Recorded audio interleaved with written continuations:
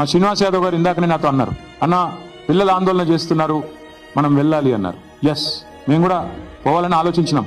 కానీ దుర్మార్గులు కాంగ్రెస్ వాళ్ళు మేము ఆడ అడుగు పెట్టగానే ఇది మొత్తం బీఆర్ఎస్ వాళ్ళే నడిపిస్తున్నారు అని పనికిమాలిన మాటలు మాట్లాడతారు. అందుకే కొద్దిగా దూరంగా ఉన్నాం. But I think the time is come. మేము కూడా ఇప్పుడు ప్రభుత్వం కనుక వెనక్కి తగ్గపోతే మేము కూడా పిలుపునిస్తాం. మొత్తం హైదరాబాద్ ప్రజలతో పాటు మా ప్రజాప్రతినిధులందరం కూడా we will march to HCU. వదిలిపెట్టం. ప్రభుత్వం వెనక్కి తగ్గాల్సిందే, తగ్గకపోతే వదిలిపెట్టం. ఎట్టి పరిస్థితుల్లో కూడా ఊరుకోం. ఆల్రెడీ రాజ్యసభలో మా రాజ్యసభ ఫ్లోర్ లీడర్ సురేష్ రెడ్డి గారు, మా ఎంపీ గాయత్రి రవిచంద్ర గారు, వద్దిరాజు రవిచంద్ర గారు చాలా గట్టిగా మాట్లాడినారు.